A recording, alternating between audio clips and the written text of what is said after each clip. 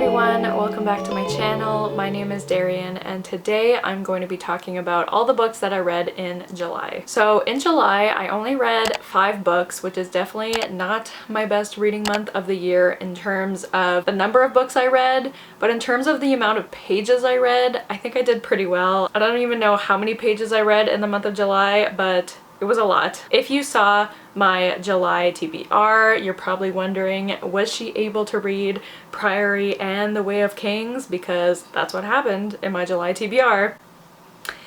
Yeah, it was a lot of pressure. I did read one of those books and I got 400 pages into the other one. So I did my best, but I'll talk about that more later, but let's just get into the books that I read in July. So the first book that I finished in July, I actually started this at the end of June, but then I finished it in one of the first few days in July, but that is The Mermaid, the Witch, and the Sea by Maggie Takuta Hall. I read this for Sydney from Sid Bookworm's Patreon book club. How do you say that? Her book club for her Patreon. There. Easy. And I really enjoyed this book. I have trouble describing what it's about, but you're essentially following these two characters, Flora or Florian and Evelyn. Evelyn is from a very wealthy, high-class society, and she is basically being shipped off to get married to this very rich fellow that will look very good for her family, and her parents have never really cared about her. They don't really care what happens to her as long as she makes their family look good. So she is going on this boat where she meets Flora or Florian. I will interchange between those two names because this character is actually gender fluid. So Florian has been on this ship since they were a little kid. They came on with their brother, and Flora was born as a female. That was the gender assigned to them at birth. And when they got on the ship, the pirates of the ship basically said that they would not survive if they lived as a woman. So since then they have been known as Florian and have dressed up as a man, and through that time they kind of realized that they were gender fluid, and both Flora and Florian kind of felt right to them. So I really liked the exploration of their gender in this book. I don't think I've ever read a book with a gender fluid main character, so that was really interesting. But Florian and Evelyn end up meeting, and maybe something starts between them, and then a whole lot of other stuff happens, and I really liked this book. I gave it 4 stars. I really loved the writing in this, and I'm pretty sure this is a debut, so I can't wait to read more from Maggie Takuta Hall. And I really loved the atmosphere in this book, and one thing that I really loved about this book was the discussion of the sea and how the sea was basically one of the main characters of the book.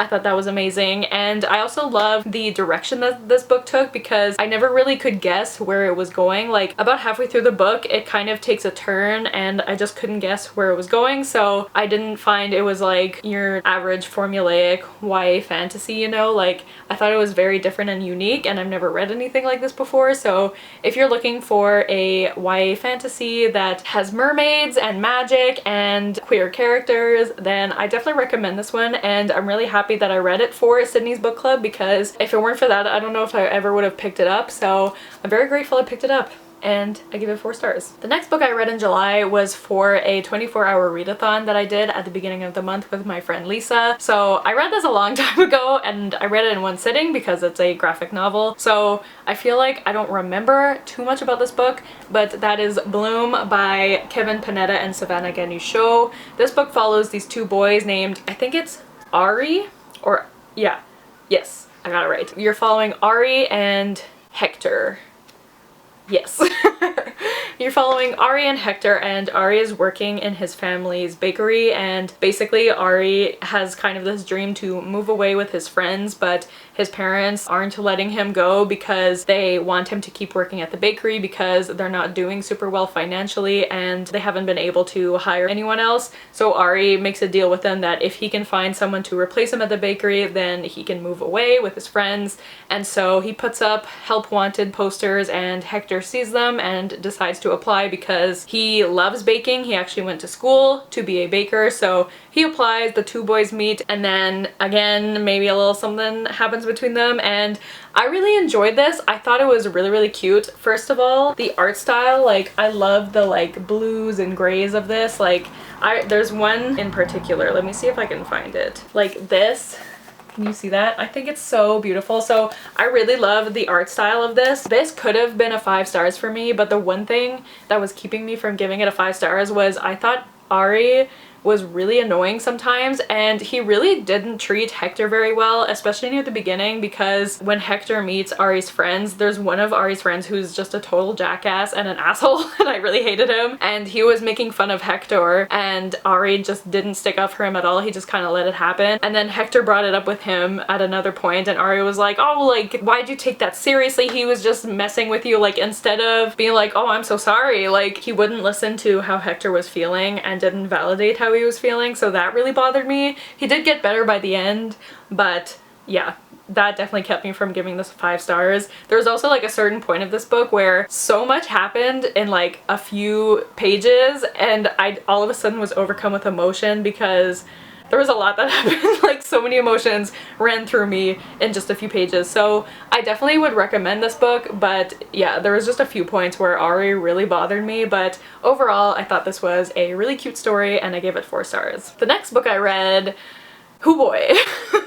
So this book I also started during that 24-hour readathon that I did, and that was The Last Time We Say Goodbye by Cynthia Hand. This book was one of the saddest books I think I've ever read. This book follows this girl who is in high school and her brother recently died by suicide, and so she is just dealing with the grief that comes with that, and she's also dealing with a bunch of other things in her life. Her parents had separated a while ago, and she also recently went through a breakup, and oh my god, like, she is going through so much in this book, and I knew going into this that this would hit me really hard because I have a really close relationship with my brother, and I cannot even imagine how she is feeling in this book. Like, just thinking about it makes me want to burst into tears.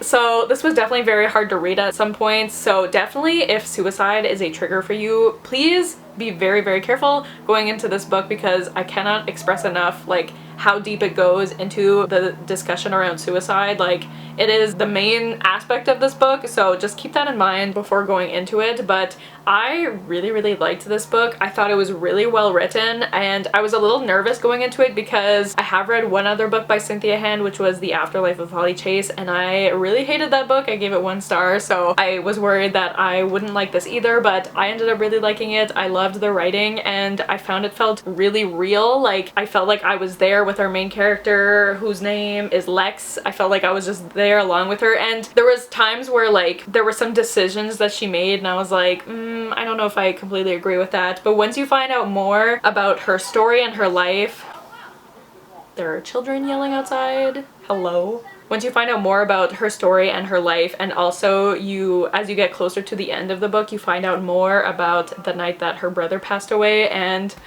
oh my gosh. It is so heartbreaking, this book. Also, like, the meaning of the cover is also heartbreaking. Like, this book was definitely very sad, but I just thought it was a beautiful story. The reason I definitely would have given this 5 stars, but there was one joke about, and this book was written in, I think, 2015, so not that that excuses anything, but I feel like this wouldn't have been in the book if this had been written recently. But there was one joke about Native Americans in this book, and it just was so out of nowhere and so out of place, and it just really bothered me. So that's the main reason I gave this 4 stars instead of 5 stars. But if you have been thinking of picking this up, I would recommend it. Just keep in mind there are some heavy topics in this book, so definitely be aware of that before you go into it. But I really loved this and I gave it 4 stars. Before I talk about the next book, I just realized that for The Mermaid, the Witch, and the Sea, I forgot to mention the trigger warnings in that book. So in The Mermaid, the Witch, and the Sea, there are trigger warnings for homophobia, for human trafficking, mention of rape, and torture. There is one torture scene in particular that was really hard to read, so keep those in mind before you go into that book. I just wanted to make sure that I said those. So the next book I read in July, I am very proud of myself that I read this whole book, and I read it fairly quickly, like not super quickly, but you know, I finished it and I'm proud of myself, and that is The Priory of the Orange Tree by Samantha Shannon. I can't believe I finally read this book. I've been wanting to read it for so long, and oh, I loved this book so much. So let me see if I can even explain what this is about. If you can't tell from the cover, this is a high fantasy, which I find are always hard to explain because there's so many moving parts in a high fantasy. Basically, you're following these characters from both the East and the West, and they have kind of been at war with each other for like, I don't even remember, 2,000 years, something like that. And I would say the main character of this book is this woman named Ede, who has been working as a basically, I guess, a chambermaid for the queen in the East. Is she in the East or is she in the West? I don't remember. She's either in the East or the West. But yeah, she's working for the queen, and there's also lots of hints that Ede is kind of undercover. There have been a lot of assassination attempts against the queen, and Ede has been the one who has been killing the assassinators, or I guess attempted assassinators, I don't know. But no one knows that she's good in combat, so she's kind of undercover, but we don't really know her backstory. And you're also following other characters from the West, and throughout the book, like the more you read the book, the more you read, the more you see how these characters kind of intertwine and how their stories connect. And oh, I love this book so much. It was just so amazing. Oh, also, I'm also holding this book up. It's very heavy. So another aspect of the book is that the queen of, I think it's, what's the kingdom called? I don't remember. Okay, I can't find the name of the queendom, but also Ede is in the West, not the East. But anyways, the queen, first of all, it is a queendom, so I loved that about this book. And also the queen is responsible for producing an heir, and in this queendom they believe that as long as the queen's family line keeps it coming, then that is basically what is stopping this evil dragon called the Nameless One from waking from its slumber and basically causing havoc and destroying everybody. So she has a lot of pressure on herself to produce an heir, and also the heir has to be a daughter. I loved this book so much. I loved the writing in this. Reading this made me so excited to read the Bone Season series by Samantha Shannon because I adored her writing and I was so invested in all of the characters. Like, even the characters that I didn't like as much, I still was like, okay, what's gonna happen to them? Like, I never knew where this was going. There were so many twists and turns in this book and I just loved every second of it. There was also a sapphic relationship in this book that I loved. Oh my god, it was so good. As you can see, I tabbed the heck out of this book. I had such a great reading experience with this. I have heard some people say that the ending is rushed, and I would agree with that, but I honestly didn't mind that it kind of ended quickly. I wouldn't say it ended abruptly, but the whole book you're kind of leading up to this big thing, and then the thing happens and then it's kind of done. But I honestly didn't mind that. Like, I thought it was still handled well. Like, I wouldn't have wanted to read like this huge and long battle scene. Like, I know me, and I know that I would have got distracted very easily, so I didn't mind that the ending happened quickly. My arm is getting so tired. So I'm just gonna stop talking about this book, but I loved this so much. I'm so glad I read it, and I gave it 5 stars. It's one of my favorite books that I've read this year, and it was so good. I loved it so much. The last book that I read in July was Yolk by Mary H.K. Choi. This was the Winer's book club pick for July, and this was my pick, and we actually, the day I'm filming this, we actually had our live show last night, and we had such a great discussion about this book, so I will definitely leave the link to our live show down below if you want to check it out. If you have read this book, I would highly recommend watching it because a lot of great points were brought up about this book, and I just thought we had a really great discussion about it. So this book follows these 2 sisters, Jane and June, and they are estranged. They haven't really spoken to each other in 2 years. They don't even really like each other that much. They have often fought, and so Jane and June haven't really seen each other that much. They both are living in New York City, but again, they just haven't really seen each other, and you're mainly following Jane because you're in her head for most of the story. But one day Jane just kind of pops up out of nowhere and announces to June, June, what did I say?